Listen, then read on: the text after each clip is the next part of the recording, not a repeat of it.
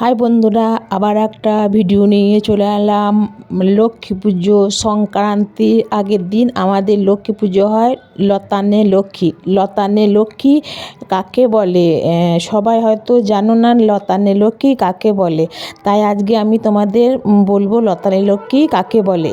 তাই আমি আগের দিন সব ঠাকুর বাসন মেজে রেখেছি, ঠাকুরের বাসন সব মেজে রেখেছি।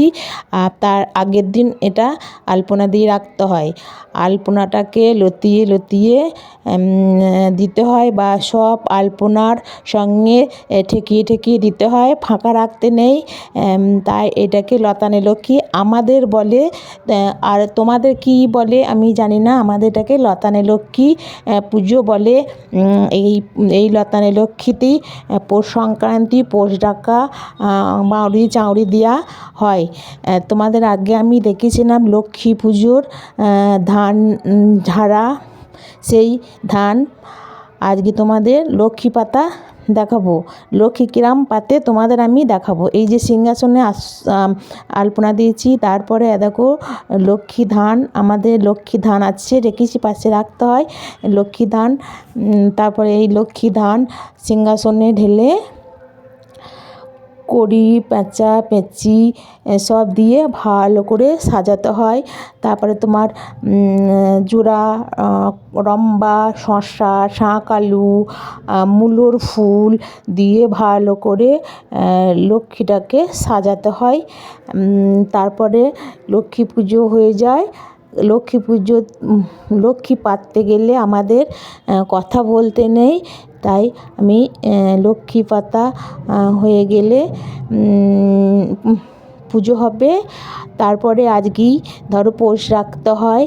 আমি পৌষ রাখার জন্য চাউরি পাকাবো। চাউরিটা কি তোমরা সকলে হয়তো জানো না। চাউরিটা কি, গোবরে নাড়ু করে, সেই নাড়ুটা দিয়েই, সেই নাড়ুটা কি চাউরি বলে। আর খড় দিয়ে বাউরি পাকাও, ওই খড় পাকানোটা কি বাউরি বলে।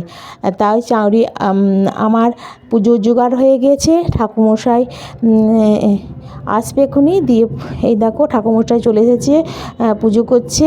তারপর আমি চাউরি পাকাবো। এই গোবরটাকে ভালো করে মাখিয়ে নিলাম। তারপরে তোমার নাড়ু করছি গোবরের, এটাকেই চাউরি বলে।